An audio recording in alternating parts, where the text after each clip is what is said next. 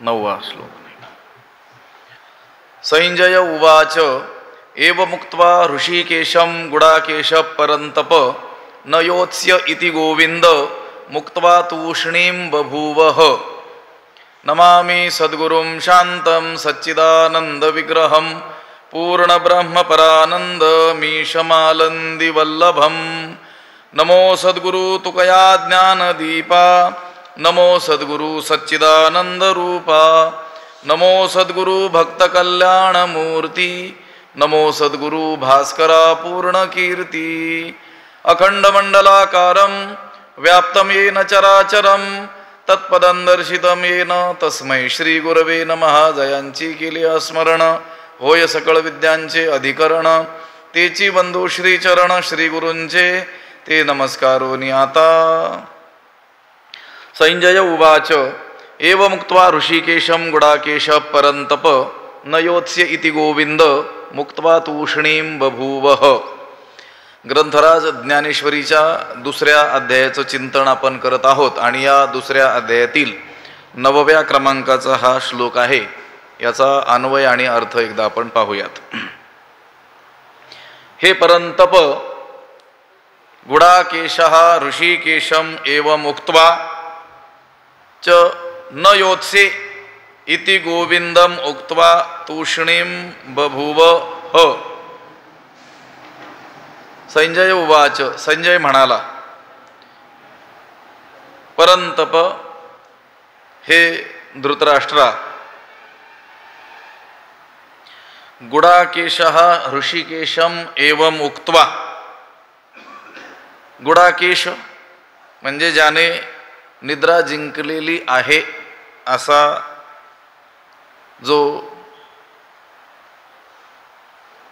अर्जुन आहे तो ऋषिकेशाला म्हणजे इंद्रियांचा स्वामी जो श्रीकृष्ण त्याला ह्याप्रमाणे बोलून एवं उक्त्वा याप्रमाणे बोलून च न योत्से आणि मी लढणार नाही मी युद्ध करणार नाही इति गोविंदम उक्त्वा बभूवः असं त्या गोविंदाला श्रीकृष्णाला सांगून स्तब्ध झाला गप्प झाला. संजय धृतराष्ट्राला सांगतो आहे की हे राजा हे धृतराष्ट्रा तो जो अर्जुन आहे तो कसा आहे गुडाकेश. गुडाका ईश गुडाका म्हणजे निद्रा ईश म्हणजे स्वामी निद्रेचा कोण आहे तो स्वामी आहे. असा निद्रेचा स्वामी असलेला जो अर्जुन तो म्हणतो आहे कुणाला ऋषिकेशम इंद्रियांचा ऋषिक ईशम इंद्रियांचा स्वामी असलेला जो श्रीकृष्ण त्याला म्हणतो आहे त्याला ह्याप्रमाणे बोललेला आहे. आत्ता जे त्याने सांगितलं तो तशा रीतीनं बोलला ह्याप्रमाणे बोलला आणि काय म्हणाला न योत्से मी युद्ध करणार नाही. आणि असं त्या गोविंद मुक्त्वा त्या गोविंदाला त्या कृष्णाला सांगून तो काय झाला स्तब्ध झाला. अर्जुनानं मागच्या श्लोकामध्ये असं म्हटलं की ज्यानं माझा शोक नष्ट होईल असं जगामध्ये मला काहीही दिसत नाही. तो तुझ्या वाक्या वाचून न जाय आणि की तू जर काही उपदेश केला तरच हा शोक काय होईल समूळ नष्ट होईल. तद्व्यतिरिक्त एकही उपाय या जगामध्ये आहे असं काही मला दिसत नाही असं तो म्हणाला. आणि असं त्यानं सांगितलं. कोणी सांगितलं जो गुडाकेश निद्रेचा स्वामी तो जो अर्जुन आहे तो गुडाकेश गुडाका ईश म्हणजे निद्रा ज्याच्या स्वाधीन आहे. सामान्यतः माणसं निद्रेच्या स्वाधीन असतात. झोप आली की त्यांना काय करावं लागतं झोपावं लागतं. पण अर्जुनाच्या ती निद्रा काय आहे त्याच्या स्वाधीन आहे. या गुडाकेश शब्दाचे 2 अर्थ करतात. गुडाका ईश म्हणजे निद्रेचा स्वामी गुडाका म्हणजे निद्रा गुडा म्हणजे कुरळे केश म्हणजे केस ज्याचे केस कुरळे आहेत असा तो अर्जुन. असा गुडाकेश शब्दाचे काय आहेत 2 वेगवेगळे अर्थ आहेत. अर्जुनाचे केस कुरळे होते म्हणूनही तो गुडाकेश आहे, आणि तो निद्रेचा स्वामी आहे, निद्रा त्याच्या स्वाधीन आहे. कधी झोपायचं आणि त्या झोपेतून कधी उठायचं हे त्याच्या हातात आहे. मी म्हटलो त्याप्रमाणे सामान्य माणसं हे ते निद्रेच्या अधीन असतात. निद्रा आली की त्यांना झोपावं लागतं, किंवा झोप यावी वाटली तरी देखील झोप येत नाही. ती ज्या वेळेस येईल त्याच वेळेस झोपावं लागतं. बरं, झोपल्यानंतर कधी उठायचं हेही सामान्य माणसाच्या हातात नसतं. ज्यावेळेस ती झोप पूर्ण होईल त्यावेळेसच तो उठत असतो. असं काही माणसं तर इतकी झोपतात एखाद दिवस मध्ये निघूनही जात असेल. शनिवारी झोपले की सोमवारीच उठणार, मग काय म्हणणार या आठवड्यात रविवार आलाच नाही की काय. लक्षात आलं का? असंही होऊ शकतं झोप जर अनावर झाली तर. पण ती झोप अर्जुनाच्या स्वाधीन आहे, आणि असा निद्रा ज्याने जिंकलेली आहे, जित निद्र असा जो अर्जुन आहे तो ऋषिकेशाला म्हणतोय. इंद्रियांचा स्वामी असलेला जो श्रीकृष्ण. ऋषिक म्हणजे इंद्रिय आणि ईश म्हणजे स्वामी, म्हणजे ऋषिकेश शब्दाचा अर्थ आहे इंद्रियांचा स्वामी. ऋषिकेश म्हणती माझिया स्वामी ते, चालवी इंद्रिया ते म्हणोनिया. नामदेवरायांनी भगवंताची जी वेगवेगळी नावं आहेत त्याची व्युत्पत्ती सांगितलेली आहे. अनंत म्हणती माझिया स्वामी ते, अनंत गुण त्या ते म्हणोनिया. माझ्या या पांडुरंगाच्या ठिकाणी अनंत गुण आहेत म्हणून त्याला अनंत नाव आहे. श्री अनंता मधुसूदन, अनंत हे देखील देवाचं काय आहे? नाव आहे. तसं ऋषिकेश देवाचं काय आहे? नाव आहे. का आहे? ऋषिकेश म्हणती माझी या स्वामी ते, या माझ्या स्वामीला, या मालकाला ऋषिकेश असं म्हणतात. का? चालवी इंद्रिया ते म्हणून या. इंद्रियांचा तो कोण आहे? स्वामी आहे. अशा इंद्रियांच्या स्वामी असलेल्या देवाला निद्रेचा स्वामी असलेला जो अर्जुन तो म्हणाला. काय म्हणाला? मी युद्ध करणार नाही, न योत्से. आणि असं सांगून, त्या गोविंदाला सांगून तो गप्प झाला, स्तब्ध झाला. इथं देवाची दोन नावं सांगितली, ऋषिकेशम गोविंदम. गोविंद शब्दाचे टीकाकारांनी वेगवेगळे काय केले आहेत? अर्थ केलेले आहेत. गो म्हणजे पृथ्वी, तिचं रक्षण करणारा म्हणून गोविंद. हिरण्याक्षाने पृथ्वी पातळाला नेली होती, ती वराह अवतार धारण करून या भगवंतानंच काय केली? सोडवली. म्हणूनही तो आहे गोविंद आहे. गो म्हणजे गाय, तिचं रक्षण करणारा. गो ब्राह्मण प्रतिपालक असं आपण म्हणतो. श्रीकृष्ण अवतारामध्ये भगवंतानं गायी चारलेल्या आहेत, गायी राखलेल्या आहेत, म्हणून देखील त्याला गोविंद असं म्हणतात. किंवा गौ शब्दाचा अर्थ वेदवाणी. त्या वेदवाणीच्या माध्यमातून ज्याचं स्वरूप काय होतं? अवगत होतं, जाणल्या जातं. देवाला जाणण्याचा मार्ग काय? वेद. वेद प्रतिपाद्या, वेदाच्या प्रतिपादनाचा तो विषय असल्यामुळं त्याचं स्वरूप कसं आहे हे वेदाच्या माध्यमातूनच आपल्याला कळू शकतं. म्हणूनही त्याला काय म्हणतात? गोविंद म्हणतात. अशा त्या गोविंदाला असंच सांगून, न योत्से, मी युद्ध करणार नाही असं सांगून तो अर्जुन काय झाला? स्तब्ध झाला. हे कोण सांगतंय कोणाला? संजय सांगतोय धृतराष्ट्राला. आता हे मागचा श्लोक ऐकून त्या धृतराष्ट्राला असं कदाचित वाटेल की अर्जुन आता रणांगण सोडून निघून गेलाय की काय. ते त्याला तसं वाटू नये म्हणून संजय सांगतोय की ऐका महाराज, तो अर्जुन आहे आणि तो कसा आहे? गुडाकेश आहे. आणि तो कोणाला सांगतोय? ऋषिकेशाला सांगतोय. तुम्ही असं काही समजू नका की तो आता विषाद करतो आहे, त्याला मोह झालेला आहे आणि त्या मोहापोटी तो आता मी युद्ध करणार नाही असं म्हणतो आहे. पण कोणाला सांगतो आहे हे लक्षात ठेवा. त्या भगवंताला सांगतो आहे की तो लगेच याचं काही मान्य करील आणि हो बरोबर आहे अर्जुना, आता युद्ध न केलेलंच बरं, असं काही तो अशा प्रकारचा नाही आहे. हे दर्शवण्यासाठी भगवंताचं हे नाव किंवा ही नावं ऋषिकेशम गोविंदम अशी इथं प्रयोग या संजयानं केलेला आहे. त्या धृतराष्ट्राला तो सूचित करतोय की जरा थांबा, अजून पुढं काहीतरी होणार आहे. तो देव काय लगेच मान्य करणार नाही.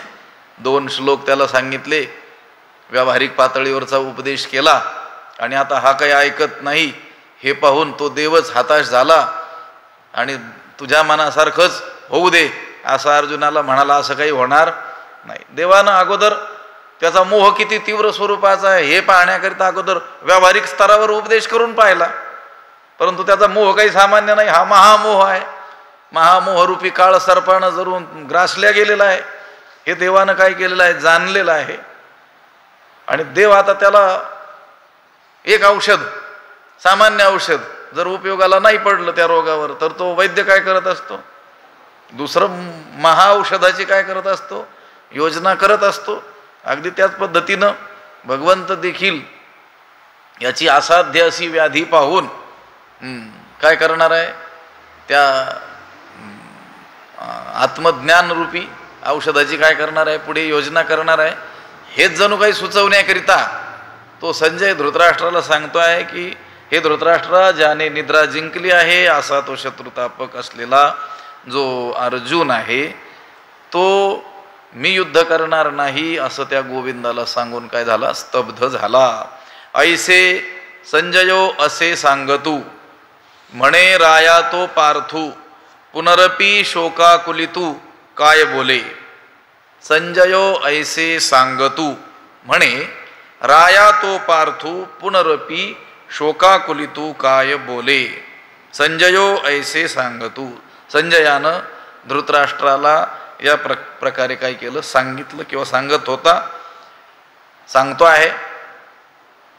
संजय धृतराष्ट्राला अशा प्रकारे सांगतो आहे आणि काय म्हणतो आहे, राया म्हणतो आहे राया तो पार्थू, राजा तो अर्जुन, पुनरपी शोकाकुलितू, पुन्हा काय झालेला आहे, शोकग्रस्त झालेला आहे. काय बोले आणि शोकग्रस्त होऊन काय बोलतो आहे ते ऐका म्हणे. आता ऐसे संजय असे सांगतू म्हणे राया तो पार्थू पुनरपी शोकाकुलितू काय बोले. संजयाने धृतराष्ट्राला असं सांगितलं आणि मग तो पुन्हा म्हणाला की हे राजा, तो अर्जुन पुन्हा शोकग्रस्त होऊन, शोकाने विव्हळ होऊन काय म्हणाला ते ऐका म्हणे. ऐके सखेदू बोले श्रीकृष्णाते, आता नाळवावे तुम्ही माते, मी सर्वथा न झुंजे येथे भरवसेने. आता संजय त्या राजाला सांगतो आहे की राजा, तो अर्जुन पुन्हा शोकाने काय झालेला आहे, विव्हळ झालेला आहे. पुनरपी, पुन्हा अर्जुन पुन्हा शोकग्रस्त झाला, कारण त्या मोहाचा पुन्हा काय झालेला आहे, आवेग आलेला आहे. मध्ये थोड्या वेळ त्या भ्रांतीनं त्याला सोडलं होतं म्हणून थोडंसं तो बोलून गेला की तू उपदेश केल्या वाचून हा माझा मोह काही दूर होईल असं काही मला दिसत नाही. पण ते तेवढ्यापुरतंच. पुन्हा त्या मोहाचा आवेग आला, पुन्हा ती भ्रांतीची लहर आली आणि पुन्हा काय म्हणतोय, मी काही युद्ध करणारच नाही. म्हणून पुनरपी शोकाकुलितू काय बोले, काय बोलतोय, ऐके सखेदू बोले श्रीकृष्णा ते, आता नाळवावे तुम्ही माते, मी सर्वथा न झुंजे येथे भरवसेनी. ऐके, ऐक म्हणे. कोण म्हणतोय, संजय म्हणतोय, धृतराष्ट्राला म्हणतोय सखेदू श्रीकृष्णा ते बोले. तो अर्जुन खिन्न होऊन श्रीकृष्णाला म्हणतोय. संजय धृतराष्ट्राला सांगतो आहे की ऐका महाराज, तो अर्जुन देवाला काय म्हणतो आहे, कसा अर्जुन, सखेदू, खेदयुक्त असलेला, तो खिन्न असलेला तो अर्जुन श्रीकृष्णा ते बोले, श्रीकृष्णाला म्हणतोय, म्हणालाय. काय म्हणतोय, आता तुम्ही माते नाळवावे, आता तुम्ही माझी समजूत घालण्याचा प्रयत्न करू नका. आता तुम्ही माते न आळवावे, हे देवा आता तुम्ही माझी काही समजूत घालण्याचा कोणत्याही प्रकारचा प्रयत्न करू नका.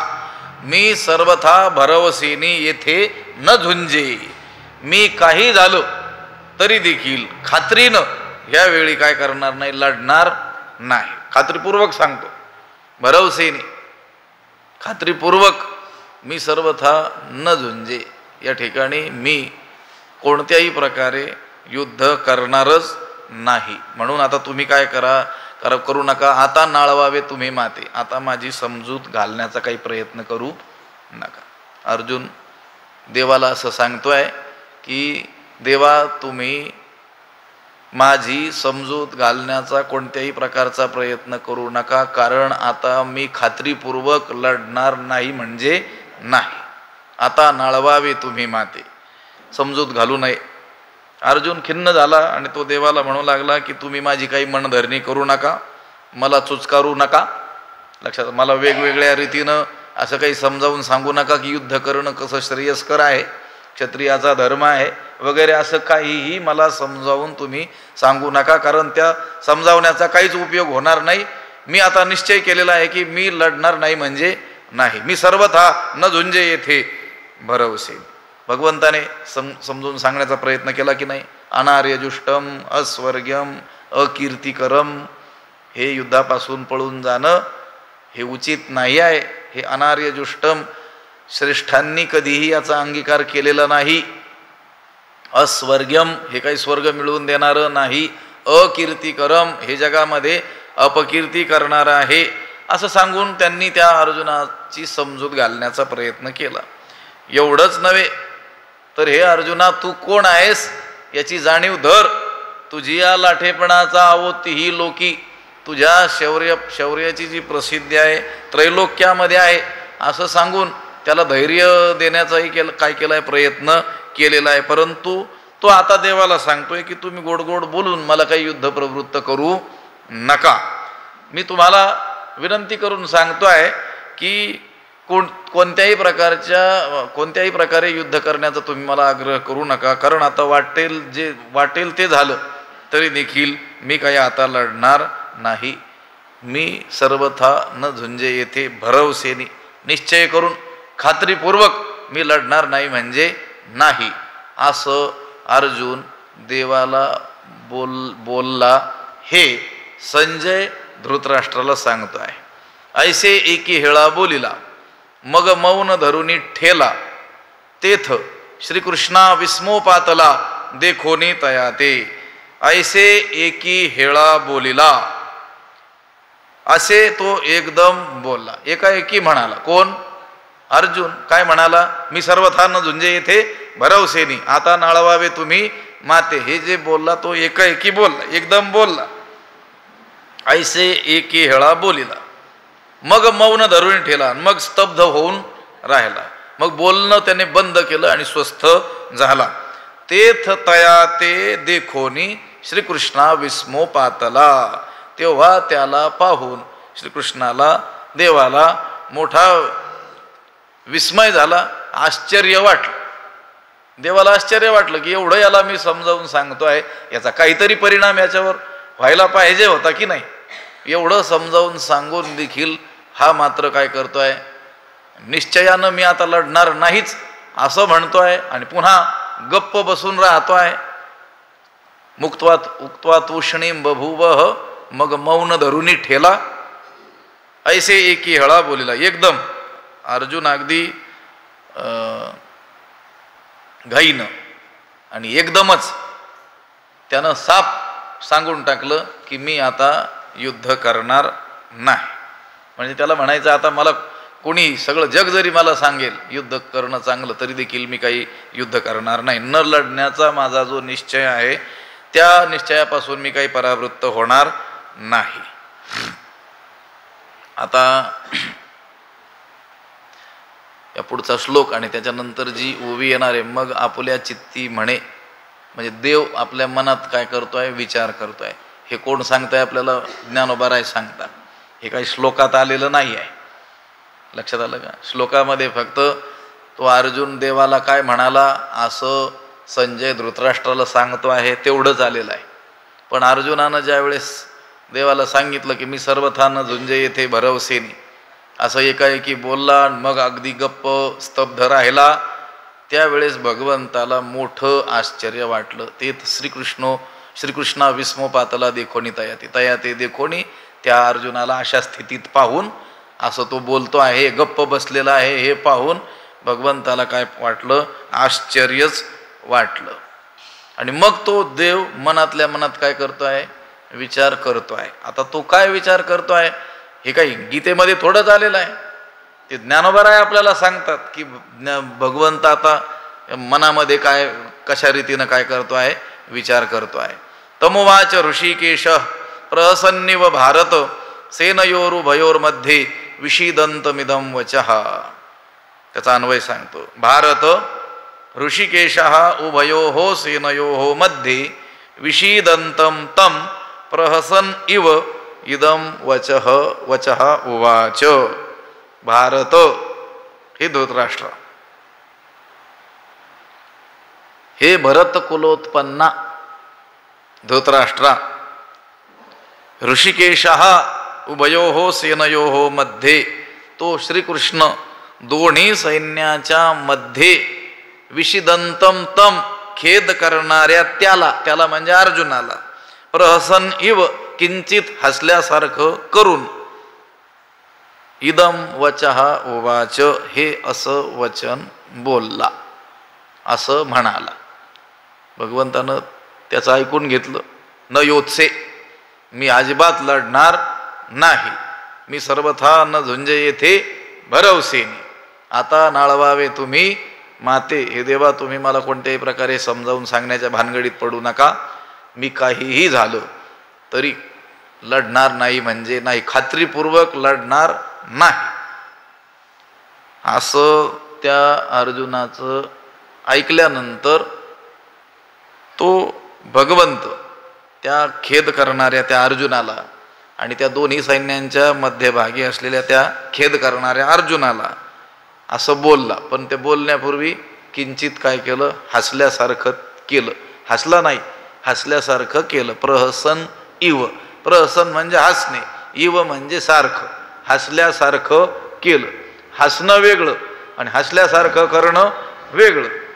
लक्षात आलं का? काही लोकांना बघून आपल्याला काय होतो, खरोच आनंद होतो, आपल्या चेहऱ्यावर काय येतं, हसू येतं, ते हसणं.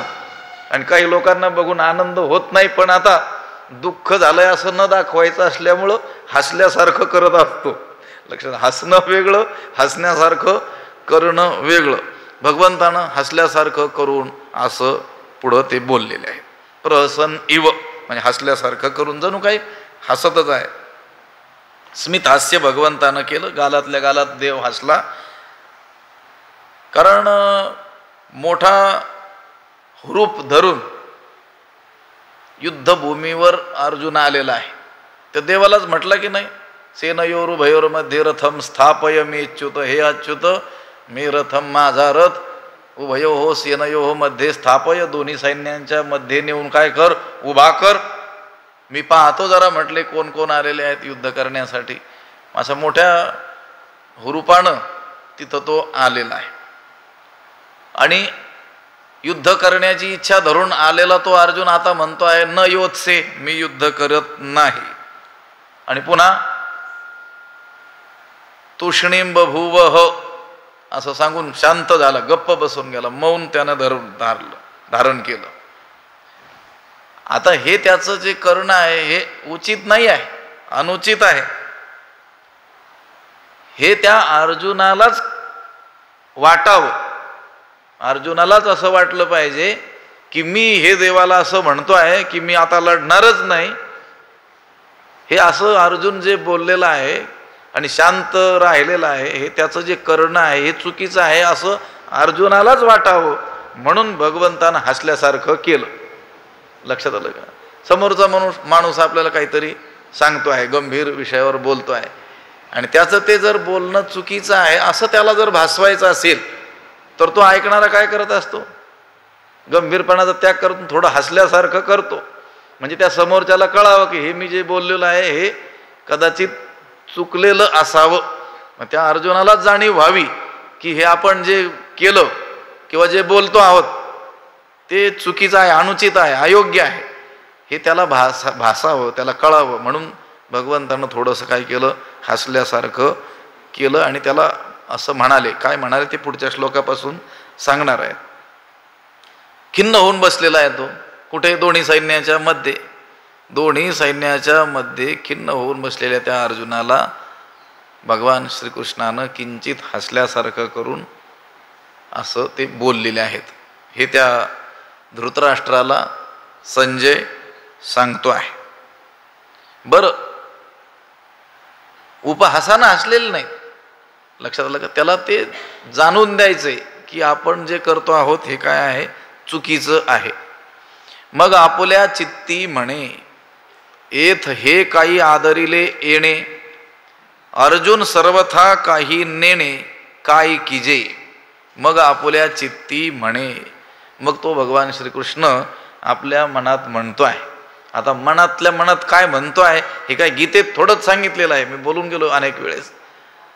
ज्ञानोबाराय सांगत आहेत, कारण ज्ञानोबारायांना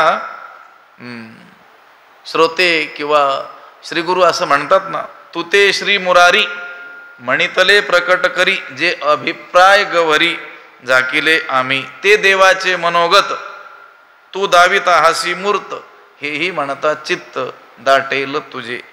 ज्ञानोबारायांना श्री गुरु निवृत्तीनाथ काय म्हणतात, ते देवाचं जे मनोगत आहे ना, मनोगत ते मूर्त रूपाने प्रकट रूपानं तू दाखवतो आहेस.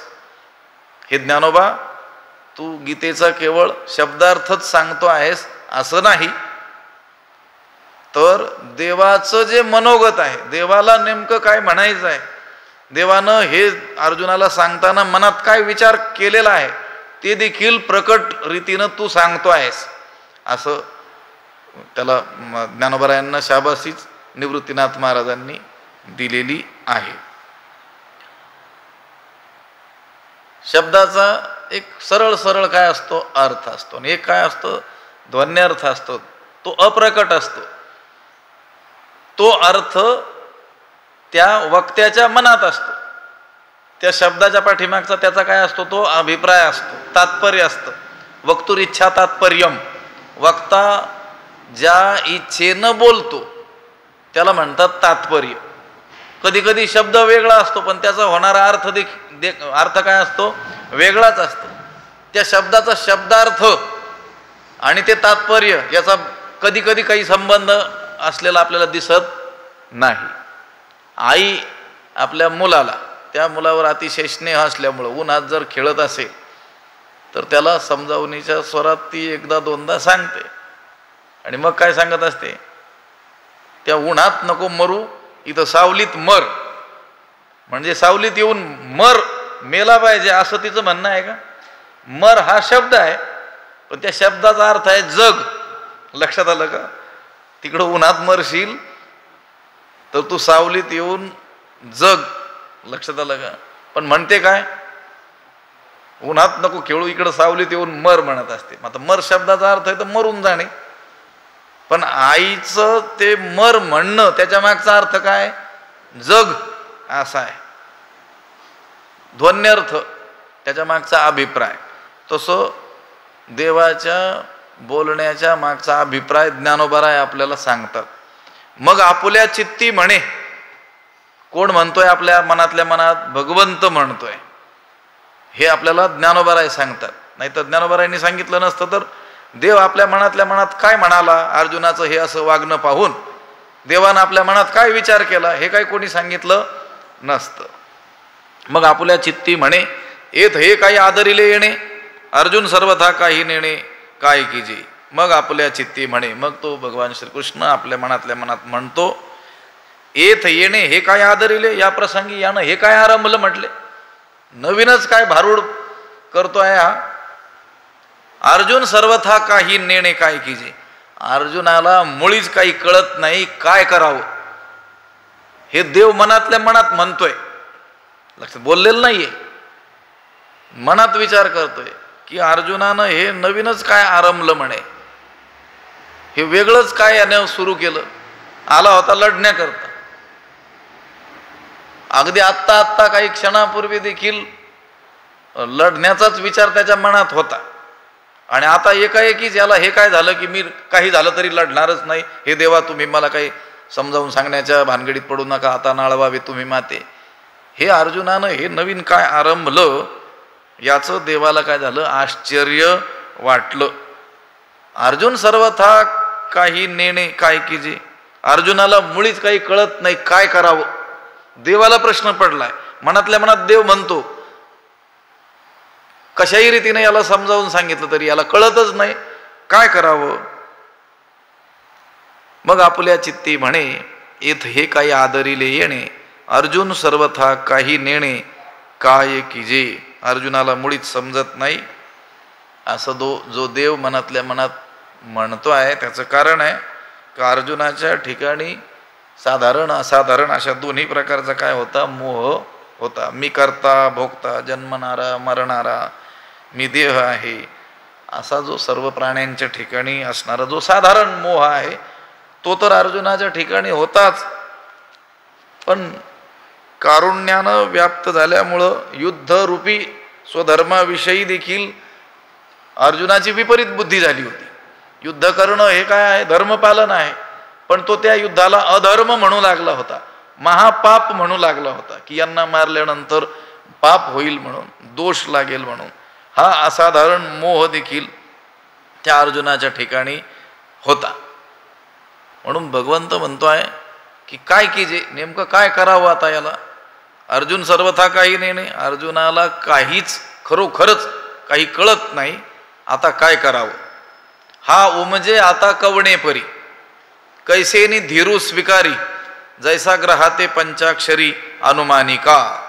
आता हा कवणे परी उमजे कैसेनी धीरू स्वीकारी जैसा ग्रहाते, जैसा तो पंचाक्षरी ग्रहाते अनुमानी.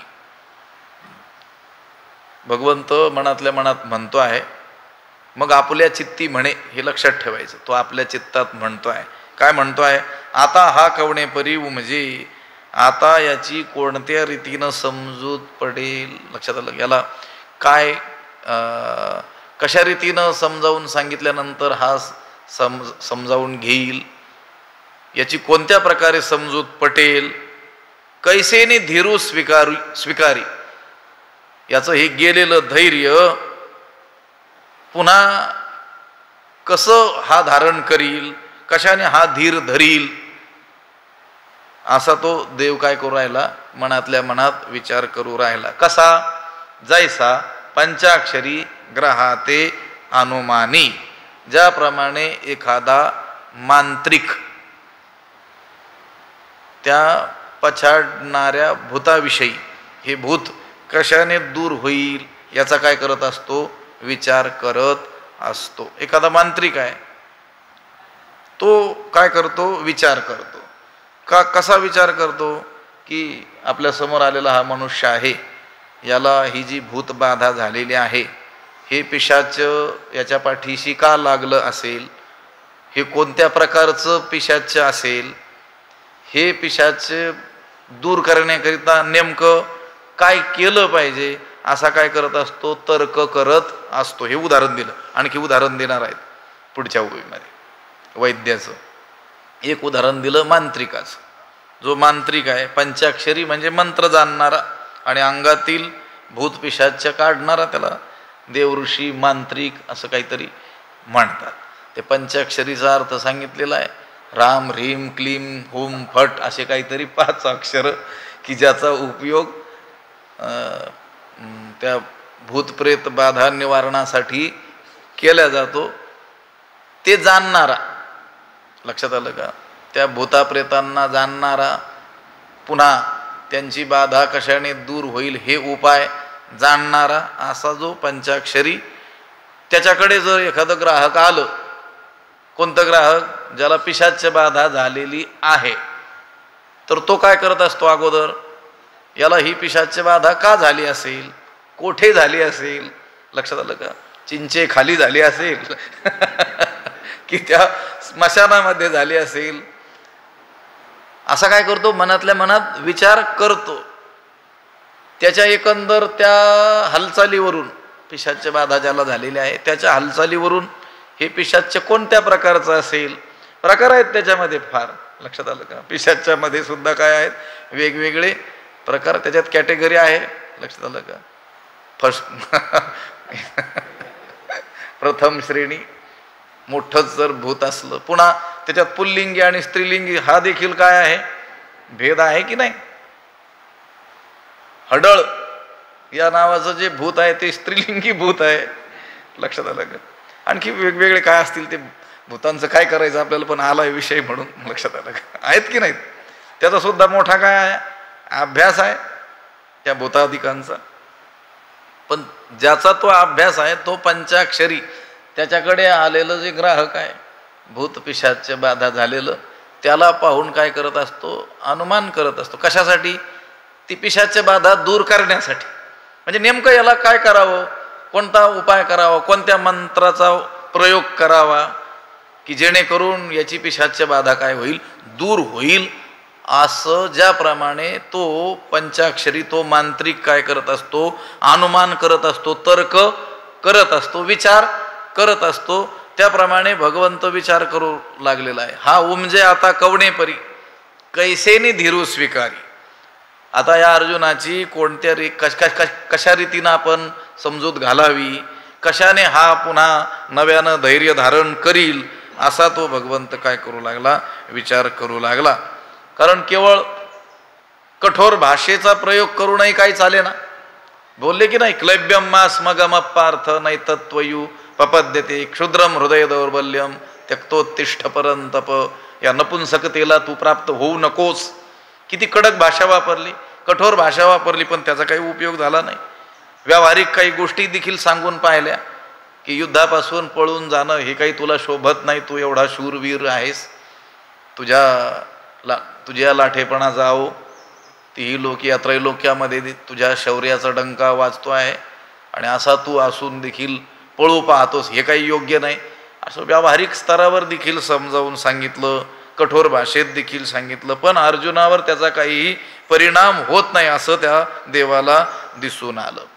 कुतस्त्वा कश्मलमिदम विषमे समुपस्थितम. हे विषम परिस्थितीमध्ये या युद्ध प्रसंगी हे पाप तुला कुठून आठवलं, असं देखील देव म्हटलेले आहेत. युद्ध न करणं हे पाप आहे देवाच्या दृष्टीनं आता, आणि हे पाप तुला इथं कसं काय सुचलं, असं वेगवेगळ्या रीतीनं देवानं समजावून सांगितलेलं आहे. परंतु तो काही समजावून घेत नाही. म्हणून देव म्हणतो आता नेमकं काय करावं, कशा प्रकारे याची समजूत घालावी, कोणत्या प्रकारे याची समजूत पटेल. कैसेनी धीरू स्वीकारी. याच्यामध्ये धैर्य होतं, हा धीर पुरुष आहे आणि धैर्यानेच लढण्याकरिता इथं आलेला होता युद्धाकरिता. परंतु कारुण्यवृत्ती अंतकरणात निर्माण झाल्यामुळं ती धैर्यवृत्ती काय झाली, निघून गेली. आपतेने अपमाने निघाली वीरवृत्ती, ती वीरवृत्ती त्या अपमानामुळं काय झाली, निघून गेली. पण ते गेलेलं धैर्य याच्यामध्ये पुन्हा कोणत्या रीतीनं येईल, काय करावं, असा विचार भगवंत करू लागले. कशा रीतीनं दृष्टांत दिला, ज्याप्रमाणे जैसा ग्रहा ते पंचाक्षरी अनुमानिका. पंचाक्षरी 5 अक्षर जाणणारा, म्हणजे जे मंत्र असतात त्याला जाणणारा तो मांत्रिक. भूतपिशाच बाधा कशाने दूर होईल, कोणत्या प्रकारचं हे पिशाच असेल, याला ही बाधा कशी काय झाली असेल, असा काय करत असतो, तर्क करत असतो, विचार करत असतो.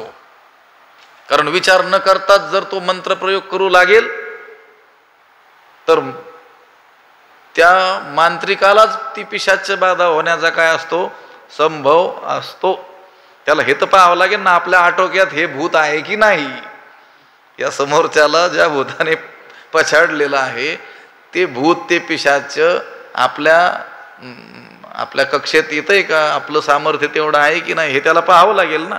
म्हणून तो विचार करत असतो. अगदी त्या पद्धतीनं देव विचार करू लागला की हा उमजे आता कवणेपरी कैसेनी धीरू स्वीकारी.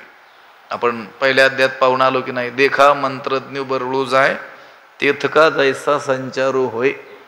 तो मंत्रज्ञ, मंत्र जाणणारा, या पिशाच्या अधिकांची बाधा दूर करणारा, तो जर बरळला म्हणजे जे मंत्र जसे उच्चारायला पाहिजे तसे न उच्चारता थोडा बहुत त्याच्यात जर गफलत झाली तर तेथ का जैसा संचारू होय. ते भूत किंवा ते पिशाच त्या माणसाला सोडून देऊन याच्याच अंगामध्ये शिरत असतं. म्हणून तो काय करत असतो, विचार करत असतो की हे भूत नेमकं कोणतं आहे, याची बाधा कशी काय दूर होईल. असा ज्याप्रमाणे विचार करतो त्याचप्रमाणे भगवंत विचार करू लागलेले आहेत. मनातली मनात करू लागलेले आहेत बरं का. आणि त्या मनात देव मनात काय विचार करतो आहे हे ज्ञानोबर आहे आपल्याला सांगतात.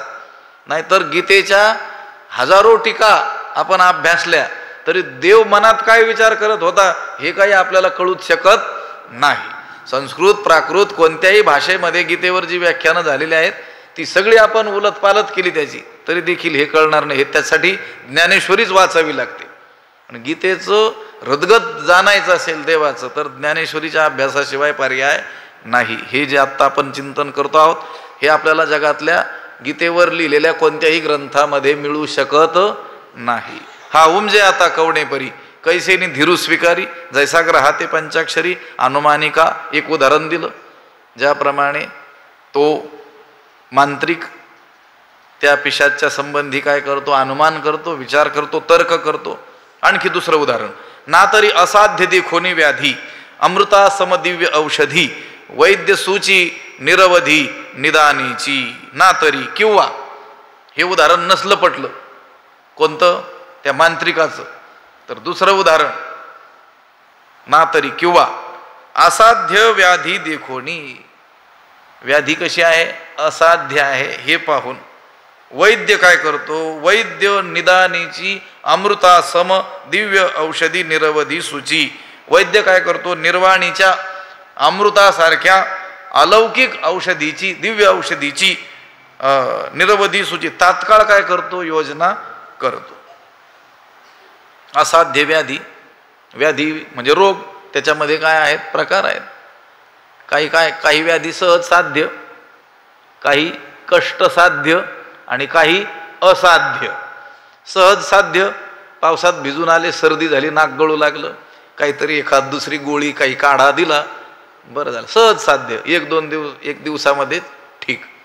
काही कष्ट साध्य, 4-6 महिने पथ्य पाणी सांभाळलं, वेळच्या वेळी औषध वगैरे घेतलं, आहार विहाराचं पालन केलं की मग तो रोग काय होतो, दूर होतो. कष्टाने का होईना पण काय होतो, दूर होतो. आणि काही रोग असाध्य, लक्षात आलं का, कोणत्याही औषधाचा काहीच परिणाम त्या रोग्यावर होतच नाही, असे काही काय असतात, रोग असतात. उदर रोग, पोटासंबंधीचे काही जुने रोग ते देखील या असाध्य व्याधीमध्ये येतात. ज्वरातिसार आहे, भगंदर आहे इत्यादी रोग दुस्साध्य म्हणजे शक्यतो नीटच न होणारे अशा प्रकारामध्ये मोडत असतात.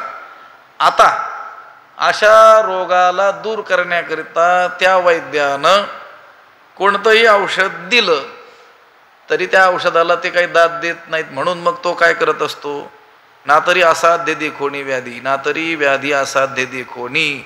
ती व्याधी, तो रोग असाध्य आहे हे पाहून वैद्य काय करतो, वैद्य निदानीची, वैद्य काय करतो, निर्वाणीचं औषध, अगदी टोकाचं, शेवट. आता त्याच्यावर कोणतंच औषध नसलं पाहिजे असं ते जे औषध आहे, अमृता समदिव्य औषधी, अमृताप्रमाणे असलेली दिव्य अलौकिक अशी जी औषधी आहे तिची काय करतो, तात्काळ काय करतो, योजना करतो. मनात तो विचार करतो की याचा हा रोग कसा आहे, असाध्य आहे, याला दुसऱ्या कोणत्याही औषधानं फरक पडणार नाही, म्हणून याला ते शेवटचं जे आपल्याकडे औषध आहे निदानीचं, निर्वाणीचं, तेच दिलं पाहिजे असा काय करत असतो, विचार करत असतो. कोण, वैद्य, कुशल वैद्य. लक्षात आलं का, तो देखील प्रामाणिक वैद्य. नाहीतर मग असाध्य व्याधी पाहून सुद्धा 4-6 महिने दुसरे औषध देऊ शकतील की नाही काही वैद्य. वैद्यराज नमस्तुभ्यम यमराज सहोदरम असं म्हटलेलं आहे, गमतीनं म्हटलंय साहित्यिकाने. हे वैद्यराज आपल्याला नमस्कार असो, आपण कोण आहात, यमाचे सख्खे भाऊ आहात. लक्षात आलं का, यमच तो हरती प्राणान. यम तरी फक्त प्राण हरण करतो, पण आपण प्राणान धनानीच. लक्षात आलं का, धन देखील हरण करता आणि प्राण देखील हरण करता. तुकोबाराय म्हणतात, नव्हे वैद्य आम्ही अर्थाचे भुकेले भले द्यावे पाले भलत्यासी. तुकोबाराय जगात लोकांना सांगतात, आम्ही काही अर्थाचे भुकेले, पैशाचे भुकेले वैद्य नाहीत की भले पाले भलत्यासी द्यावे, कोणतंही औषध कोणालाही द्यावं. पण हा इथं जो वैद्य सांगितला हा प्रामाणिक वैद्य. त्याच्याकडे रोगी गेला, त्या रोगाची त्याने काय केलं, परीक्षण केलं, परीक्षा केली. त्या वैद्याच्या लक्षात आलं की ही व्याधी कशी आहे, असाध्य आहे, सामान्य औषधाने याचा इलाज होणार नाही.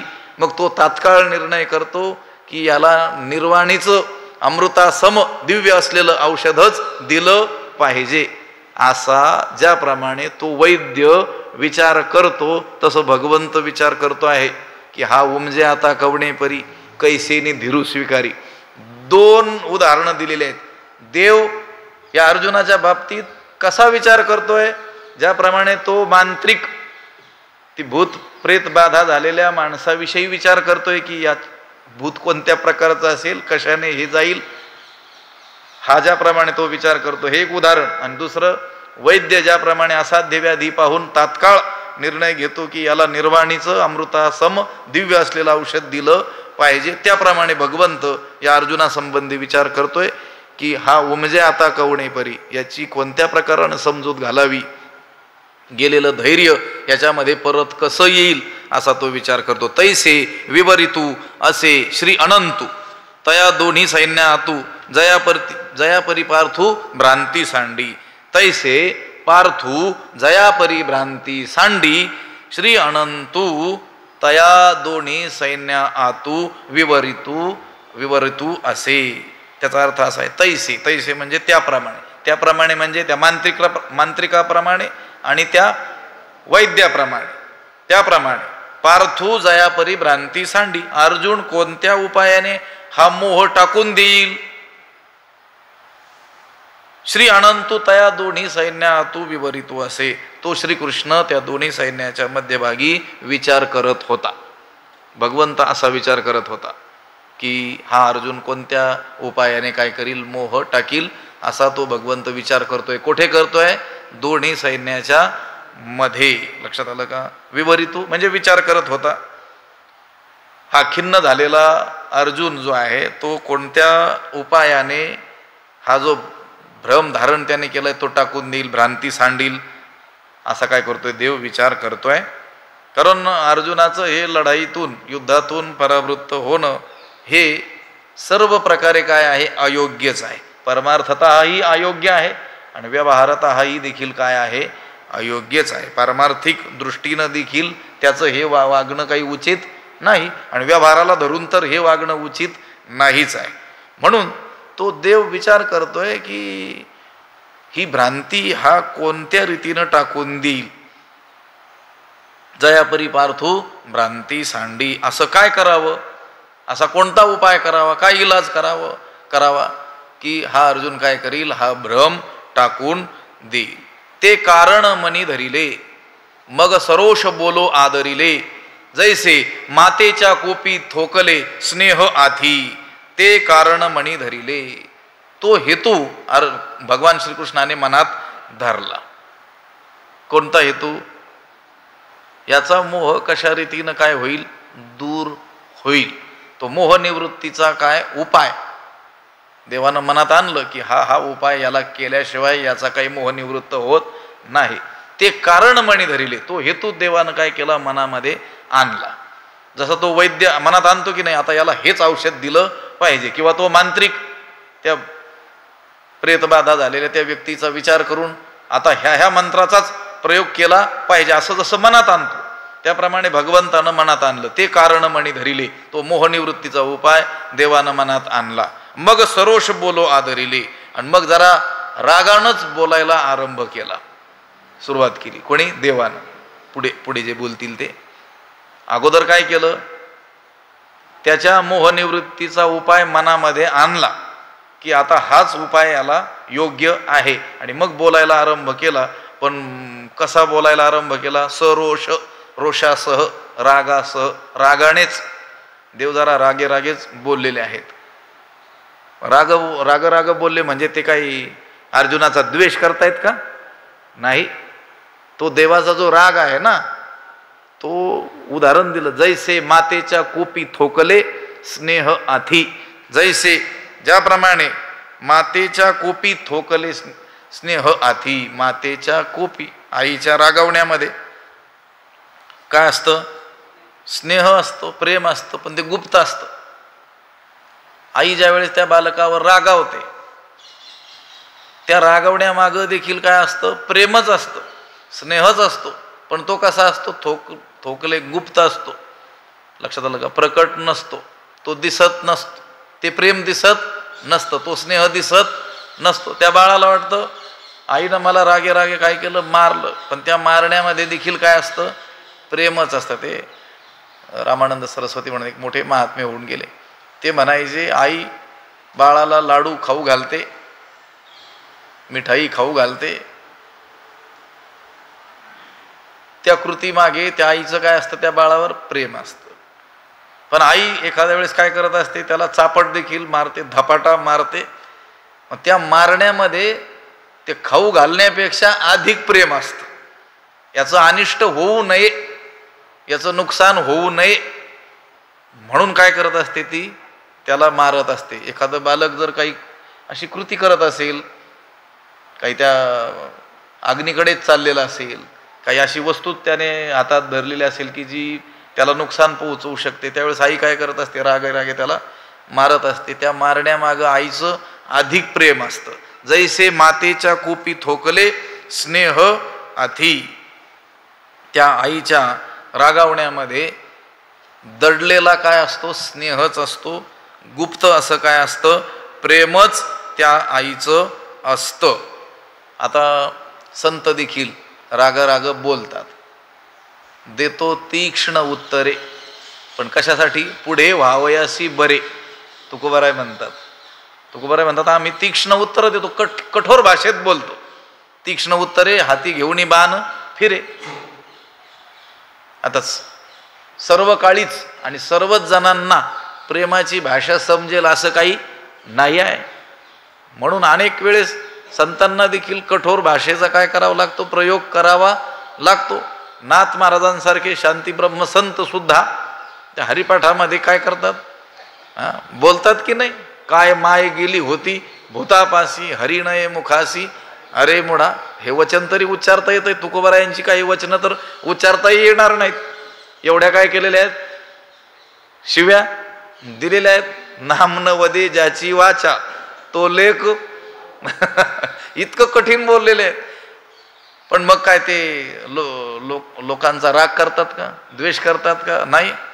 त्याच्या मागे काय भावना आहे, येतो हिताचा कळवळा पडती हाती म्हणून काळा. हे काळाच्या हाती पडत आहेत, यांचा सर्वनाश होतो आहे हे पाहून त्यांच्या मनामध्ये काय होतोय, कळवळा निर्माण होतोय. बुडत हे जन न देखवे डोळा, येतो कळवळा म्हणून या. हे जन या भवसागरामध्ये बुडत आहे आणि कितीही सांगितलं तरी किती सांगू तरी नायकती बटकीची, पुढे शिंदळीचे रडतील. किती राग बोललेले आहेत, पण त्या रागवण्यामागं काय आहे, प्रेम आहे. आता हे तिथं झालं तुकोबारायांचं समजा. आता अलीकडच्या काळात वयस्क जी माणसं आहेत त्यांनी सद्गुरू वैकुंठवासी बन्सी बाबांना पाहिलेलं आहे. बन्सी बाबा देखील कठोर भाषेचाच प्रयोग करायचे.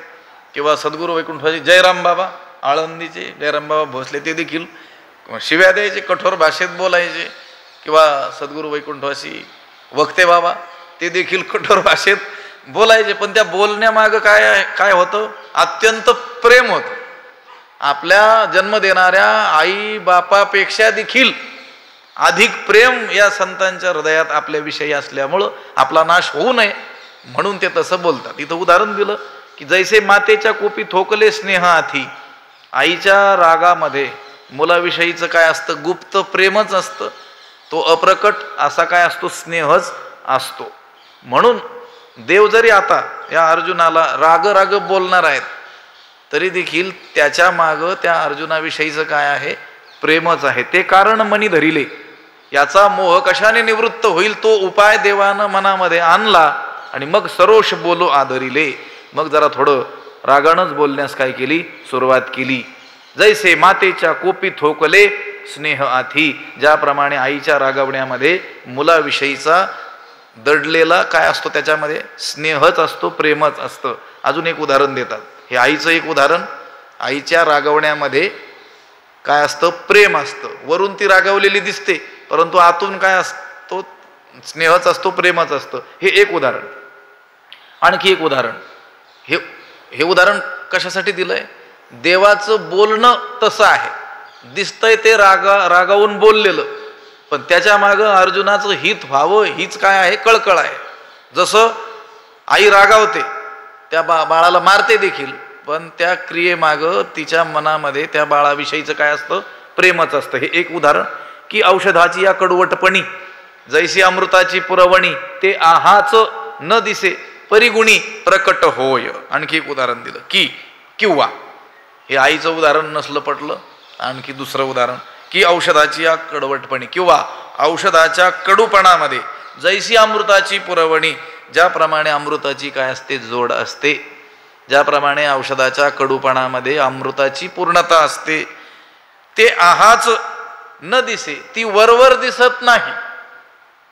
काय वरवर दिसत नाही? ती अमृताची जोड औषधाच्या कडूपणाच्या आत दडलेली असते, ती वरून आपल्याला दिसत नाही. परिगुणी प्रकट होय. पण गुणामध्ये परिणामी मात्र ती काय होते?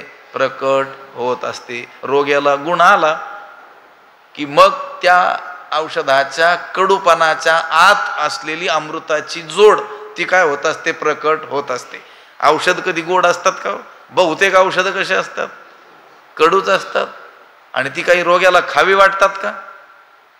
खावी वाटत नाहीत, खावी लागतात. लक्षात आलं का? ते खाल्ल्याशिवाय त्याचा रोग दूर होणारा नसतो. पण ती वरवर जरी कडू लागत असली तरी देखील त्या कडूपणाच्या आत अमृताची पुरवणी, अमृताची काय असते? पूर्णता असते. म्हणून तर रोग काय होत असतो? दूर होत असतो. पण त्या कडूपणाच्या आत, त्या नको नको वाटत असलेल्या औषधाच्या आत अमृताची जोड आहे. हे कधी प्रकट होते? गुणी प्रकट होय. ते आहाच न दिसे, ती वरवर आपल्याला दिसणार नाही, पण गुणी प्रकट होय. पण रोग्याला गुण आला म्हणजे मग प्रकट होते. मग तो मनुष्य बरा झाला की म्हणतो, ह्या औषधाने माझं काय केलं? बरं केलं. अगोदर त्या औषधाविषयी काय त्याला काय प्रेम वगैरे नसतं, ते खावेच वाटत नाहीत. लक्षात आलं का? पण तुकोबाराय म्हणतात त्याप्रमाणे निंबासारखं, कडुनिंबासारखं औषध, पण ते कडू वाटतं वरून, पण ते घेतल्याशिवाय अंतरीचा शीन कैसा जाय, आतमध्ये असलेलं दुःख कसं काय दूर होईल? त्यासाठी तेवढं ते सहन करावंच लागेल. काय? त्याचा कडूपणा. लक्षात आलं का? ती जिव्हा तर त्याला नको म्हणेलच. लक्षात आलं का? पण त्या कडूपणाच्या पोटामध्ये रोग निवारक असं अमृत साठवलेलं असतं. ते वरून दिसत नाही, ते आहाच न दिसे, ते वरवर दिसत नाही. परिगुणी प्रकट होय. पण गुणामध्ये काय होतं? ते प्रकट होतं. तैसी वरीवरी पाहता उदासे, आत तरी अतिसुरसे, ती वाक्य ऋषिकेशे बोलो आदरिली. आता भगवंत हे पुढे जे बोलणार आहे ना अर्जुनाला, ते देवाचं बोलणं कसं आहे? तैसी वरीवरी पाहता उदासे. त्याप्रमाणे म्हणजे हे औषधाचं जे उदाहरण दिलं ते वरून कसं असतं? कडू असतं, पण आतमध्ये अमृताची त्याला जोड असते, अमृताची पूर्णता असते. ते वरवर दिसत नाही की याच्यामध्ये अमृत आहे म्हणून, रोगनिवारक सामर्थ्य या कडू औषधामध्ये आहे, हे वरवर दिसत नाही, पण गुणी प्रकट होय. अगदी तैसी वरीवरी पाहता उदासी. त्याप्रमाणे वरवर पाहिलं तर अत्यंत निरस, कठोर अशी वचनं देवाची असणार आहेत, असं देव बोलणार आहे. तरी आती सुरसे, आतमध्ये कसे आहेत? आत अति सुरसे, पण आतून ती वचनं कशी असणार आहेत? अत्यंत सुरस, म्हणजे परिणामी अत्यंत हितकर अशी ती असणार आहेत. ते वाक्ये असे ते वाक्य, असे उपदेशाचे शब्द ऋषिकेशे बोलो आदरिली, भगवान श्रीकृष्ण बोलू लागले. हे कोण सांगतंय? संजय सांगतोय. कुणाला? धृतराष्ट्राला. त्या सांगण्यामध्ये ज्ञानोबाराय आपल्याला सांगतायत. लक्षात आलं का? ज्ञानोबाराय आता आपल्याला सांगतात की अर्जुनाला तो भगवंत कठोर भाषेत जे बोलणार आहे, जरी तो कठोर भाषेत बोलत असला, त्याची ती वाक्य वरवर पाहता निरस दिसत असली तरी आत तरी अतिसुरसे, आत मात्र काय आहेत? अत्यंत मधुर अशी वाक्ये. ती वाक्य ऋषिकेशे बोलो आदरिली. अशी मधुर वाक्ये बोलण्यास भगवंताने काय केली? सुरुवात केली. इथं पुढं बोलणार आहे. श्री भगवान वाच अशोचाननवशोचस्त्वं प्रज्ञावादांश्च भाषसे गतासून गतासूंश्च नानुशोचंती पंडिताः. अनेक टीकाकारांनी गीतेच्या संस्कृत टीकाकारांनी या श्लोकापासून भाष्य केलेलं आहे. पुढं भगवान भाष्यकार शंकराचार्यांनी देखील पहिला अध्याय आणि दुसऱ्या अध्यायाचे 10 श्लोक याच्यावर भाष्य लिहिलेलं नाही, कारण भगवंताने आत्मज्ञानाचा उपदेश इथपासून सुरू केलेला आहे. अगोदर जे काही बोलले ते व्यावहारिक स्तरावर बोललेले आहेत. खरा उपदेश, खरं ज्ञान इथपासून सांगायला काय केलेलं आहे, आरंभ केलेला आहे. तो भाग उद्या पाहू, पण उद्याचा पाठ जो आहे तो 3 ते 4 असा घ्यावा लागेल.